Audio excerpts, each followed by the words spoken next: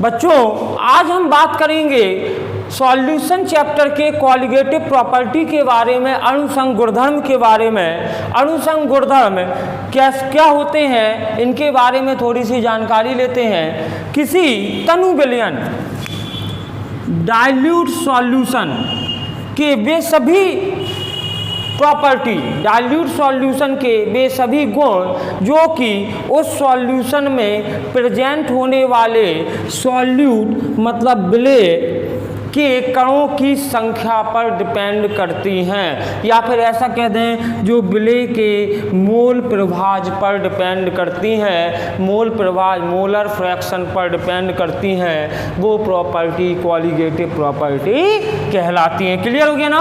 अब देखते हैं, अब कॉलिगेटिव जो शब्द आया है इसका मीन्स होता है, colligative means bound together in collection.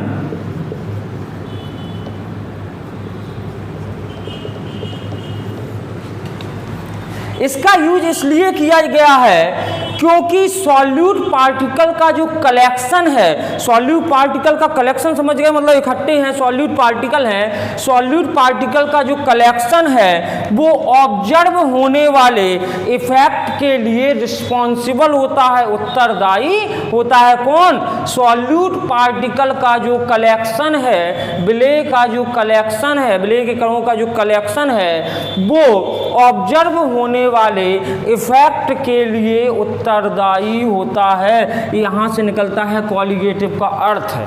Clear है। इसको इन सबको क्या कहते हैं, ये क्वेश्चन में आएंगे, वो सभी मतलब विलेय के पार्टिकल जा रहे हैं तो विलेय के कणों की संख्या ही उत्तरदायी है अणुसंख्य गुणधर्म के लिए। ध्यान रखना।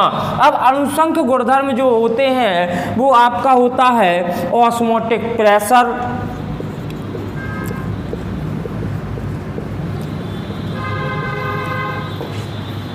दूसरा relative lowering of vapour pressure, वाष्प दाब का आपेक्षिक अवनमन, परासरण दाब,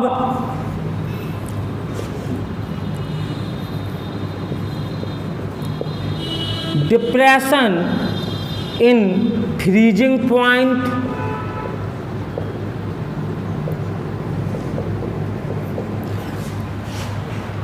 हिमांक में अवनमन। कौन से हो गए? परासरण दाब हो गया, वाष्प दाब का आपेक्षिक अवनमन हो गया, हिमांक में वाष्प दाब का अवनमन हो गया, अपेक्षिक अवनमन, हिमांक में अवनमन हो गया। चौथा नंबर है क्वथनांक में उन्नयन, एलिवेशन इन बॉइलिंग पॉइंट। ये सभी प्रॉपर्टी आपकी किस में जाएंगी? कॉलिगेटिव प्रॉपर्टी में जाएंगी। क्लियर हो गया ना। राइट कर लीजिए इनको। अब हम अणुसंघ गुणधर्म को इस तरीके से भी कह सकते हैं कि विलयन के सॉल्यूशन के वे सभी गुण जो कि सॉल्यूशन में प्रेजेंट होने वाले टोटल पार्टिकल नंबर, कुल कणों की संख्या और विलेय के कणों की संख्या, सॉल्यूट पार्टिकल नंबर के अनुपात पर डिपेंड करते हैं, वो भी आपकी क्या होंगी? कॉलिगेटिव प्रॉपर्टी होंगी। क्लियर हो गया। अब हम बात करते हैं जो मैंने आपको पहले बताया था, फर्स्ट पॉइंट पे लिखा था ऑस्मोटिक प्रेशर।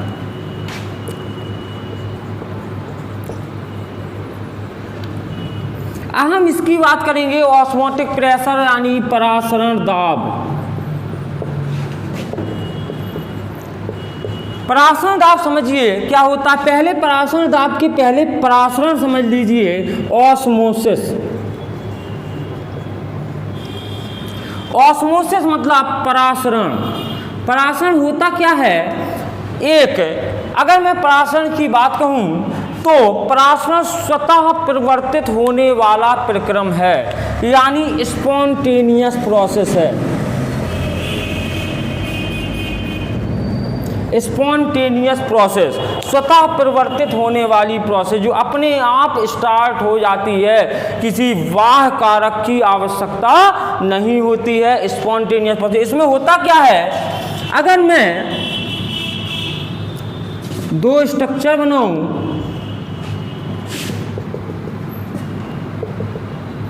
ये जो है ये है एसपीएम।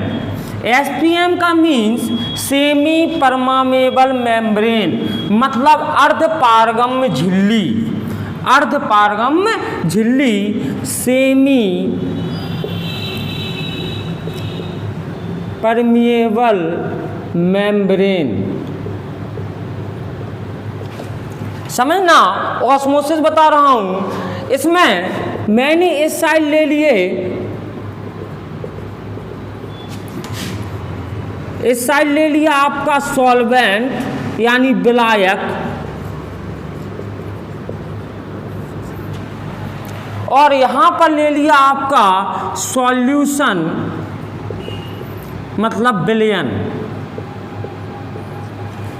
समझिए, अर्ध पारगम्य परासरण स्पॉन्टेनियस प्रोसेस है, अपने आप स्टार्ट हो जाती है। होता क्या है, विलायक के कणों का अर्ध पारगम्य झिल्ली सॉल्वेंट के पार्टिकल का एसपीएम के थ्रू सॉल्यूशन में जाना, यानी सॉल्वेंट मूवमेंट कहाँ होगा, इस डायरेक्शन में।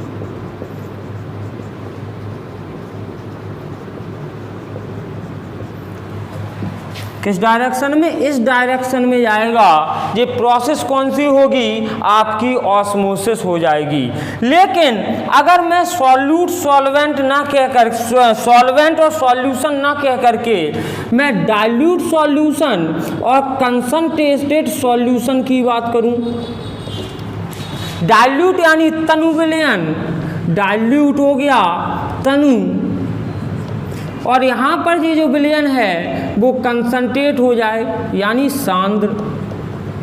अगर इनकी बात करें तो क्या होगा, तनु विलयन से विलायक के कणों का अर्ध पारगम्य झिल्ली को पार करके सांद्र विलयन की ओर जाना परासरण कहलाता है। क्लियर हो गया ना, परासरण के दोनों केस क्लियर हो गए। यानी इसमें क्या होगा, सॉल्वेंट पार्टिकल यहाँ जाएगा। ध्यान रखना, जाते दोनों क्या है, सॉल्वेंट। किसे आ जाएगा, सॉल्वेंट ही जाना है। डेफिनेशन फिर से एक बार समझ लो, परासरण की क्रिया में जब दो विलयन, जब तनु विलयन अथवा सांद्र विलयन को अर्ध पारगम्य झिल्ली द्वारा सेपरेट करते हैं, तब विलायक के कण सॉल्वेंट के पार्टिकल अर्ध पारगम्य झिल्ली को पार करके तनु विलयन से सांद्र विलयन की ओर जाने लगते हैं। यह क्रिया प्रोसेस ऑस्मोसिस कहलाती है। अगर मैं सॉल्वेंट और सॉल्यूशन से कहूँ, क्या होगा, जब सॉल्यूशन और सॉल्वेंट, विलयन और विलायक दोनों को अर्ध पारगम्य झिल्ली द्वारा अलग कर दिया जाता है, तब विलायक के कण अर्ध पारगम्य झिल्ली को पार करके विलयन में जाने लगते हैं। यह क्रिया परासरण कहलाती है। इसमें कोई केमिकल रिएक्शन तो अप्लाई नहीं हो रही है, तो मतलब ये प्रोसेस कैसी है, फिजिकल है। कैसी प्रोसेस है, फिजिकल। क्लियर हो गया ना। अब देखो, मैंने यहाँ पर आपको ऑस्मोसिस बताया है। ऑस्मोसिस से ऑस्मोटिक प्रेशर में इसी पार्ट में बताऊंगा, लेकिन उसके पहले हम बात कर लेते हैं डिफ्यूजन और एफ्यूजन की। ध्यान रखना, इनको भी बता दे रहा हूं, राइट कर लीजिए। डिफ्यूजन, ऑस्मोसिस तो मैंने आपको बताया था। ऑस्मोसिस यानी परासरण में किसकी रिक्वायरमेंट थी, एसपीएम अर्ध पारगम्य झिल्ली की। अब मैं बात करता हूं डिफ्यूजन, विसरण। इसमें होता क्या है, इसमें एसपीएम की रिक्वायरमेंट नहीं होती है, अर्ध पारगम्य झिल्ली की आवश्यकता नहीं होती है, और इसमें एक होमोजीनियस मिक्सचर तैयार हो जाता है। होमोजीनियस मतलब समांगी मिश्रण तैयार हो जाएगा, ध्यान रखना, ठीक। अब डिफ्यूजन का बता रहा हूँ, एसपीएम की रिक्वायरमेंट नहीं है, होमोजीनियस मिक्सचर तैयार हो जाएगा। एक एग्जाम्पल लेता हूँ मैंने कहा पानी से भरी हुई एक बाल्टी है और उसमें एक ढक्कन डिटॉल डालते हैं। हम लोग देखते हैं जैसे ही हम लोग डिटॉल डालेंगे, डिटॉल के पार्टिकल पूरे पानी में, पहले जिस जगह डिटॉल गिरेगा उस जगह वाइट धुआं सा बन जाएगा, एकदम बैठेगा। उसके बाद वो पूरे वाटर में क्या हो जाएगा, इक्वल हो जाएगा, समान रूप से क्या हो जाएगा, वितरित हो जाएगा, फैल जाएगा। वो प्रोसेस है किसकी, डिफ्यूजन की। या फिर हम ऐसे कहें, मैंने इस एरिया में एक सेंट लिया, सेंट की बोतल ली और इसको स्प्रे कर दिया, कमरा पूरा बंद है। ऐसा नहीं होगा कि इस एरिया में यहाँ पर स्प्रे किया है तो कुछ समय बाद यहाँ पर खुशबू ज़्यादा आए और वहाँ पर खुशबू कम आए, नहीं होगा। सभी जगह इक्वल क्वांटिटी में जो आपके खुशबू है, स्प्रे के जो पार्टिकल हैं वो फैल जाएंगे। वो प्रोसेस कौन सी होती है, डिफ्यूजन। क्लियर हो गया। अब मैं बात करता हूँ एफ्यूजन की।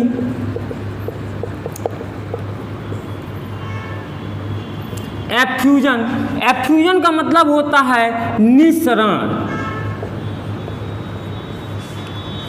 बाय चांस एफ्यूजन से भी क्वेश्चन आ जाता है, इसको समझ लीजिए। किसी सूक्ष्म होल से, छोटे होल से, बिल्कुल छोटा सा होल है, स्मॉलेस्ट होल, नोजल जैसा, बिल्कुल छोटा बारीक, उस होल से उस होल के द्वारा एक माध्यम से दूसरे माध्यम में आना। गैस पार्टिकल को ले लें अगर हम, गैस पार्टिकल का एक माध्यम से दूसरे माध्यम में आना, मैंने गैस पर बता रहा हूँ, इस वाले को ध्यान रखना, वो प्रोसेस कहलाती है एफ्यूजन। एफ्यूजन कैसे, एग्जाम्पल लेते हैं।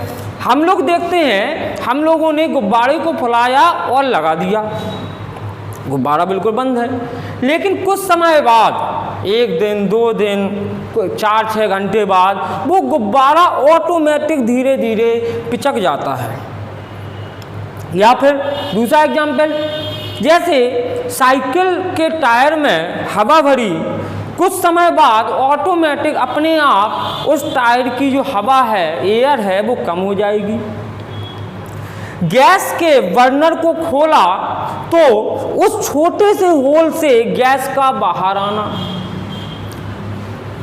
ये छोटे छोटे, जैसे मैंने गुब्बारे का एग्जाम्पल लिया था, अगर उस गुब्बारे को फुला करके हम पानी में डालें तो हमें पता नहीं चलेगा कि गैस जो एयर है वो कहाँ से रिलीज हो रही है, लेकिन वो वास्तव में रिलीज हो रही है कहाँ से, उसके आउटर सरफेस से, छोटे छोटे होल्स हैं, बिल्कुल स्लो स्पीड में वो गैस रिलीज हो रही है। वही प्रोसेस है निःसरण की। क्लियर हो गया ना।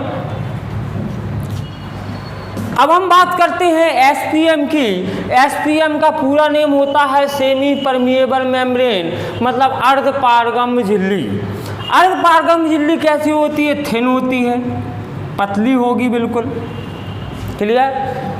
वह झिल्ली, अर्ध पारगम्य झिल्ली एसपीएम कहलाती है, जो अपने में से विलायक के मॉलिक्यूल्स को निकल जाने दे, यानी विलायक के पार्टिकल जो हैं, मॉलिक्यूल्स हैं, अणु हैं, उन्हें निकल जाने दे, वो झिल्ली कहलाती है आपकी सेमी परमिएबल मेम्ब्रेन, अर्ध पारगम्य झिल्ली। क्लियर है ना। अब देखते हैं सेमी परमिएबल मेम्ब्रेन के टाइप। 2 टाइप के होते हैं, एक होती है नेचुरल, दूसरी होती है आर्टिफिशियल। नेचुरल में होता है, जैसे हम बात कर लें egg membrane, cell membrane,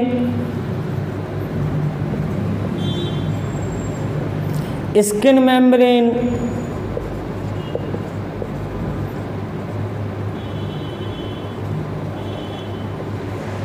gut bladder,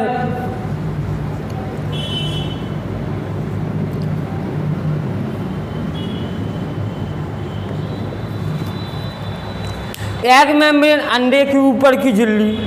अंडा है, उसको आप विनेगर में डाल दीजिए, तो विनेगर में डालने के बाद जो उसका कवर होता है, कैल्शियम कार्बोनेट का जो बना होता है, वो उसमें डिजॉल्व हो जाएगा और अंडा ज्यों का त्यों आपका निकल आएगा। पतली लेयर लगी होती है एग मेम्ब्रेन, ऑस्मोसिस प्रोसेस होती है।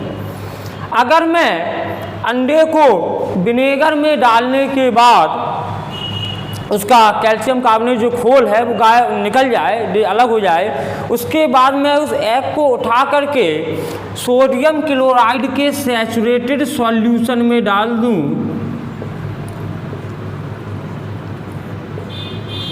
तब क्या होगा, उसके अंदर से जो सॉल्वेंट पार्टिकल हैं वो निकल के इस NaCl के सॉल्यूशन में आ जाएगा और वो अंडा इतना छोटा हो जाएगा कि वो पेप्सी की बोतल के अंदर चला जाएगा।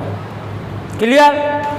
और उसके अंदर जाने के बाद मैं उसमें पानी भर दूं तो कुछ समय बाद वो अंडा ज्यों का त्यों हो जाएगा। क्लियर? उसी तरीके से किशमिश है, किशमिश को पानी में डाल के रख दें तो कुछ समय बाद, जैसे रात में डालते हैं तो सुबह तक किशमिश कैसी हो जाती है, फूल जाती है। वो भी किसका केस है, ऑस्मोसिस का है। किशमिश की जो ऊपर की लेयर है वो किसकी तरह कार्य करती है, SPM की तरह। सेल मेम्ब्रेन, कोश का झिल्ली, स्किन मेम्ब्रेन, गॉट ब्लैडर, बकरे का आमाशय। क्लियर हो गया ना? ये सभी कैसे हैं, ETC। ये कैसे होते हैं, नेचुरल, प्राकृतिक अर्धपारगम्य झिल्लियां हैं। अब इसके बाद हम बात करते हैं आर्टिफिशियल बनाई हुई, कृत्रिम की बात करें तो मैंने लिया पार्चमेंट फिल्टर पेपर, ये पार्चमेंट पेपर लिख दे रहा हूं, सेलोफेन,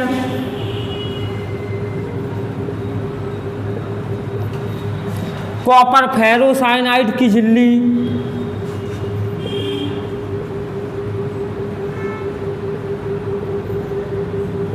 फॉर्मूला क्या होता है, Cu2FeCN6 कॉपर फेरोसाइनाइड की झिल्ली।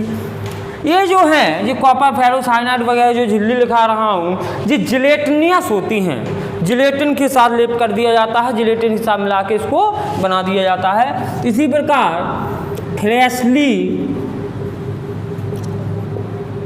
प्रिपेयर्ड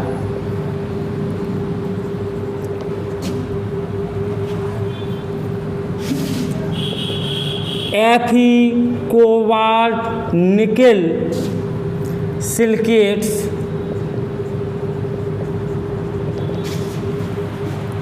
क्लियर, ये ताजे बने हुए जो आयरन कोबाल्ट निकल के सिलिकेट्स होते हैं, ये भी क्या होते हैं, आपके आर्टिफिशियल सेमी परमेबल मेम्ब्रेन की तरह वर्क करते हैं। क्लियर हो गया ना? अब हम बात करते हैं परासरण दाब की।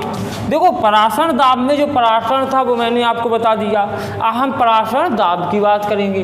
परासरण दाब होता क्या है, अगर परासरण हो रहा है, दिमाग लगाओ, अगर परासरण हो रहा हो और उस परासरण को रोकना हो, परासरण हो रहा हो और उस परासरण को रोकना हो तो हम क्या करेंगे, एक प्रेशर अप्लाई करेंगे अपोजिट साइड जहाँ पर परासरण प्रोसेस हो रही है। जैसे मान लो यहाँ पर आपका सॉल्वेंट है और यहाँ पर आपका सॉल्यूशन है।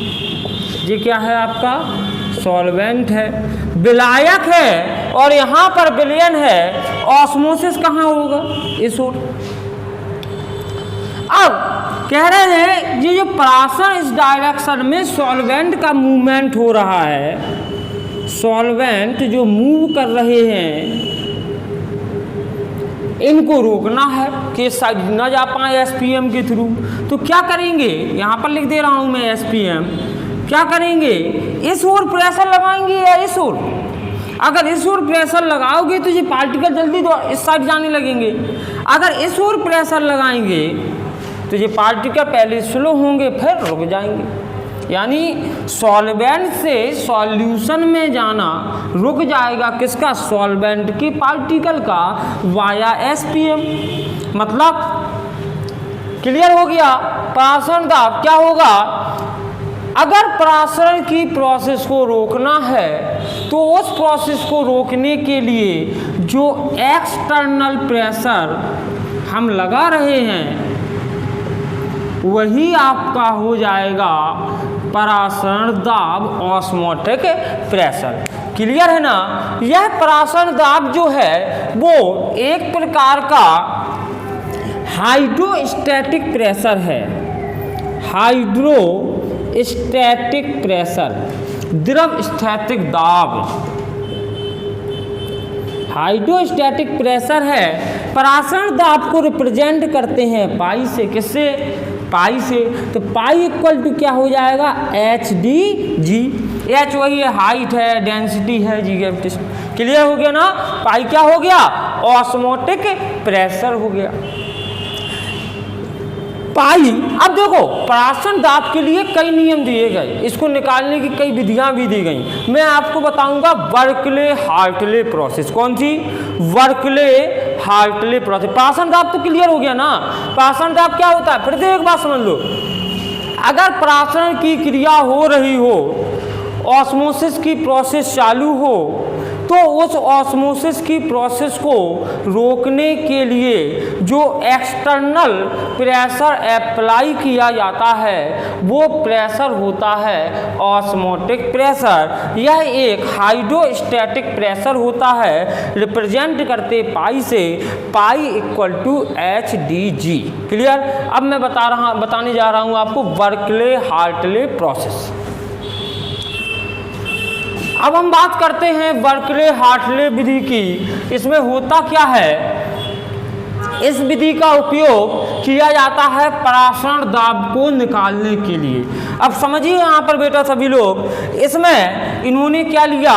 एक सिलेंडर लिया और उस सिलेंडर के बीच में एक दूसरा सिलेंडर एसपीएम का लगा दिया। इस एसपीएम के सिलेंडर का एक सिरा किससे जुड़ा है? कैपिलरी ट्यूब्स के नली से जुड़ा हुआ है और दूसरा सिरा थिसिल फनल से जुड़ा हुआ है। इस थिसिल फनल से सॉल्वेंट को भरा जाता है, जिससे वो सॉल्वेंट इस बी में आ जाता है और यहाँ पर ये कैपिलरी ट्यूब में इस साइड से आ जाता है। इस दो एरिया बन गए हमारे। एक एरिया हो गया ए, दूसरा एरिया हो गया बी। ए वाले एरिया में विलयन को भर दिया और बी में क्या है? जब यहाँ से सॉल्वेंट भरोगे, विलायक भरोगे, तो इसके अंदर भी क्या हो जाएगा? विलायक हो जाएगा। इस स्टील के पात्र के ऊपर पिस्टन और प्रेशर गेज दाब मापी लगा दिए जाते हैं।